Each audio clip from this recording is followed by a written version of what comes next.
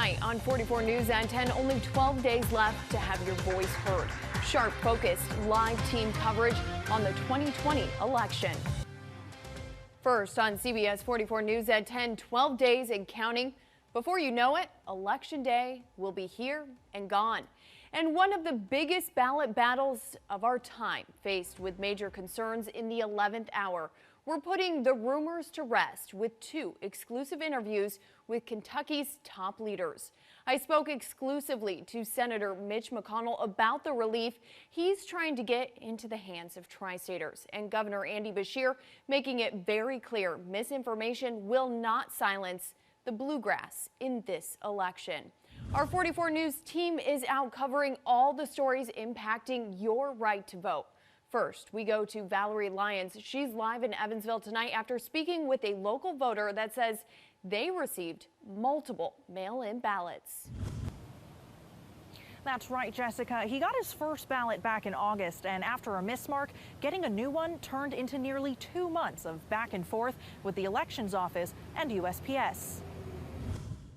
One of the most anticipated elections of our lifetime, shrouded in pandemic fears with a record number of voters. Evansville voter Sean O'Daniel is one of more than 1 million Hoosiers voting by mail this year. After receiving his ballot, he started to fill it out, but realized he made a mistake. So I called the election board office, and they said, yes, we know what to do with that. You need to bring it in. You have to surrender it to us. So the clerk's office mailed out a new one. But when he still hadn't received it after a week and the post office didn't know where it was, he went back to the elections office requesting another one. I said, well, let's try three's a charm. And it was. The next day he got it, and the original replacement at the same time.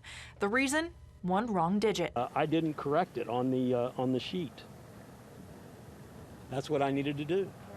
Is I should have corrected that zip code. Human error is bound to happen at one point or another, so I asked the county clerk, what happens when your request gets doubled? We'd only allow one vote to count per voter, so that's what the system tracks. It tracks how many have been sent, which ones are sent out, which ones come back. She says it's not uncommon to get multiple requests, and if this happens, there's no need to worry. When a ballot is received in our office, then it's entered into the system, and we would show that the ballot had been canceled that was initially sent, and then it would have been overridden by the second one. And for extra peace of mind, the clerk's office takes that check one step further. We would also contact the voter if at all possible, just to ensure that that is correct, that the one that we received is not, is not the one that we should be counting. So after weeks of back and forth, O'Daniel will finally get to cast his vote. And despite the mishap, he says he still prefers mail-in voting. I'll take this option before I come into the groups until this virus has a vaccine. And the county clerk says ballot mismarks happen all the time. So to try and avoid them from happening altogether, she suggests taking your ballot and filling it out in a quiet room away from others. And to first go over your choices with pencil, then go back over in pen. Live in Evansville, Valerie Lyons, 44 News. Thank you, Valerie. To make sure your vote counts, you can keep a close eye on the envelope online. Hoosiers can track their ballot at indianavoters.gov. Just click on Visit My Voter Portal. Then fill out a quick form to access your information. A similar process in Kentucky, but you need to visit govoteky.com and click on Check Absentee Ballot Status. In Illinois, tracing is done at the local level.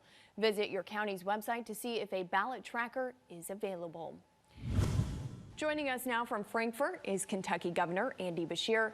Governor, we are less than 2 weeks away from Election Day. We know from Secretary of State Michael Adams that there has been a resounding response from early voting opportunities.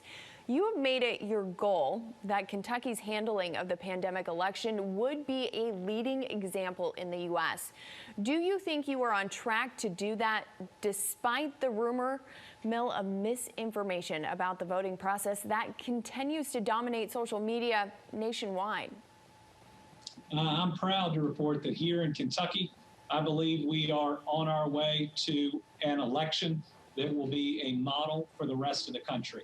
I think it's what happens when you get bipartisan agreement, something we very rarely see anymore in this country.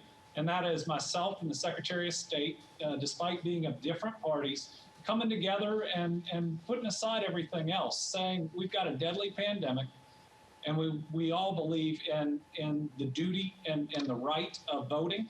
Governor, you mentioned that everything seems to be going very smoothly. Are there any issues you are aware of in the Bluegrass when it comes to the changes to this year's election, and how are those being handled? We don't see any major issues at the moment. There are concerns in some areas that we need more people to vote early here in these next couple weeks so that Election Day itself isn't as dense in the midst of this pandemic. But those are really the only issues we're seeing out there. And new tonight at 10, an important decision distorted by misinformation. According to the FBI, people in at least 2 countries are working to influence America's democracy. We're learning voters are being bombarded with false information about the security of their ballot, among other rumors. That's why we're setting the record straight about the new warnings on outside interference. We go now to 44 News anchor Brian Miller. He continues our live team coverage tonight with the latest developments. Hi, Brian. Yeah, that investigation launched today, and the FBI says a lot of that misinformation is being spread right to people's phones. That's why the feds are now working with Google to try to shut down the owners of those accounts that are sending out the malicious content. Now, those emails, tens of thousands of them were sent out to mostly voters in battleground states. Here's one of those emails right now, claiming falsely to be from the Proud Boys. It reads, quote, "We are in possession of all of your information. You will vote for Trump on Election Day or we will come after you." The director of national intelligence, John Ratcliffe, said Iran and Russia had somehow obtained voters' personal information and then sent out those bogus emails using Gmail accounts. Joining us from Washington, D.C. is Kentucky Senator Mitch McConnell. Thank you for taking the time, Senator. Glad to be with you. Let's get right to it. This week, you've had 2 major bills on the floor. The first was the renewal of the Paycheck Protection Program loans. It passed, but likely will never see the House floor. The second, a slimmed-down GOP relief bill, which was blocked by Democrats. What's the point? Many Americans are asking, why bother if these bills don't have bipartisan support? Would it not be more effective to put efforts towards reaching a compromise that will actually reach Americans and more specifically tri-staters? That's a good question. Actually, everything we put on the floor did enjoy bipartisan support. But the Democrats have been arguing that unless we do everything they won't even allow to pass things that they agree on.